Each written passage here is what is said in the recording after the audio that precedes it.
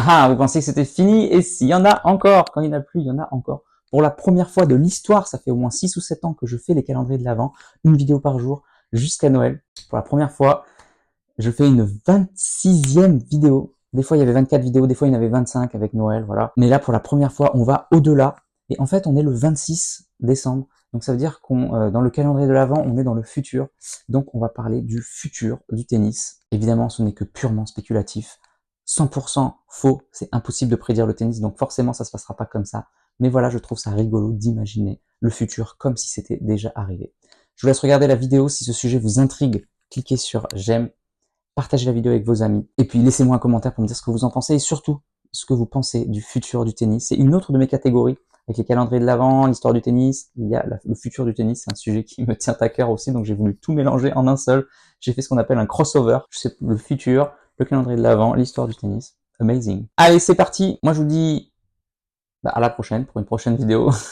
En attendant, n'oubliez pas, allez jouer au tennis, progressez et surtout, faites-vous plaisir. Bye bye. L'histoire du tennis. Récit écrit en l'an 2125. Je vais vous raconter l'histoire du tennis.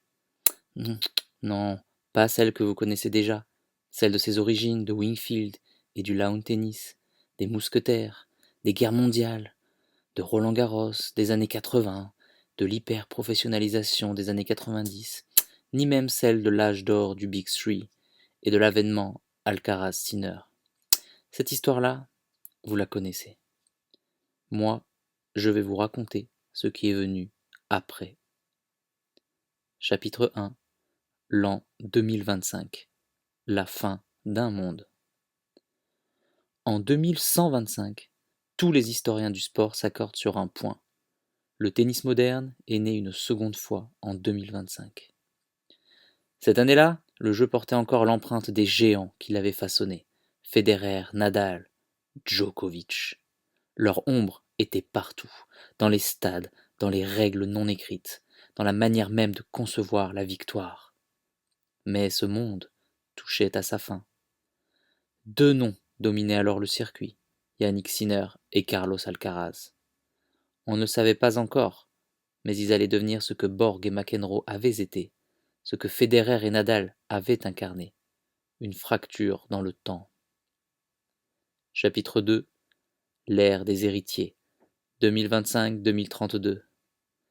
Sinner et Alcaraz ne furent pas seulement des champions, ils furent des héritiers conscients.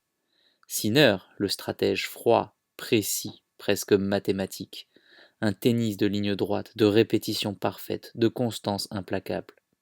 Alcaraz, l'instinct pur, la créativité, le feu, le joueur capable de gagner un point de toutes les manières imaginables. Leur rivalité relança l'intérêt mondial pour le tennis à une époque où beaucoup annonçaient son déclin face au sport numérique et immersif. Le public revint, les enfants rejouèrent au tennis dans les parcs, les académies se remplirent à nouveau. On parla alors de renaissance post-Big Three. Chapitre 3. La révolution silencieuse, année 2030. Mais pendant que les regards étaient braqués sur le court, le tennis changeait ailleurs. Les surfaces furent progressivement repensées, les balles standardisées pour limiter les blessures chroniques, les saisons allégées après des décennies d'usure des corps. Et surtout, une révolution invisible eut lieu. La préparation mentale devint centrale. Les champions de la décennie 2030 n'étaient plus seulement forts physiquement, ils étaient entraînés à gérer le doute, la peur, la pression médiatique permanente. On dit souvent que le tennis est un sport de solitude. À partir de là, il devient un sport de maîtrise intérieure. Chapitre 4.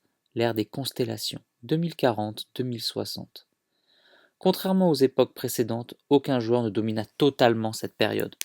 On l'appela plus tard l'ère des constellations. Des champions venus d'Afrique, d'Asie, du Sud-Est, d'Amérique latine émergèrent. Le tennis, longtemps eurocentré, devint véritablement mondial. Roland Garros, Wimbledon, l'US Open et l'Open d'Australie conservèrent leur prestige. Mais de nouveaux tournois mythiques apparurent. Lagos, Séoul, Buenos Aires, le Cap. Le tennis n'était plus un héritage occidental, il était devenu un langage universel. Chapitre 5. Le grand débat, année 2070.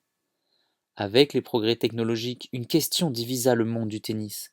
Fallait-il autoriser les aides biomécaniques, les capteurs neuronaux, les raquettes adaptatives? Certains criaient à la trahison, d'autres y voyaient une continuité naturelle comme autrefois le passage du bois au graphite. Finalement, le tennis fit ce qu'il avait toujours fait, il choisit l'équilibre. La technologie fut autorisée, mais jamais au détriment du geste humain. Le bras, le pied, le regard restèrent centraux. Chapitre 6. Le retour aux sources. Fin du XXIe siècle. Étrangement, plus le monde devenait virtuel, plus le tennis revendiqua son ancrage réel. On réintroduisit des tournois en tenue blanche stricte, des cours en herbe naturelle, des formats longs, exigeants, presque anachroniques. L'histoire parle aujourd'hui d'un retour à l'esprit du lawn tennis de Wingfield, non par nostalgie, mais par besoin d'authenticité. Épilogue, ce que le tennis est devenu. En 2025, le tennis n'est plus seulement un sport, il est une mémoire vivante, un lien entre les siècles, un récit continu où chaque génération dialogue avec la précédente. Et quand on demande aux jeunes joueurs d'aujourd'hui où commence l'histoire moderne du tennis, beaucoup répondent encore avec Sinner et Alcaraz, quand le passé a cessé d'être un poids pour devenir un héritage. Si tu es encore là, c'est que soit tu es très motivé, et dans ce cas-là je te félicite, soit que tu aimes ce que je fais. Dans tous les cas, s'il te plaît, laisse un commentaire pour donner ton opinion et soutiens mon travail, soit en partageant les vidéos, c'est important pour l'algorithme, soit en allant sur Tipeee. Tu peux aller encore plus loin en t'abonnant à ma newsletter où je te donnerai plein de conseils. Rien de plus facile, clique sur le lien dans la description. À bientôt.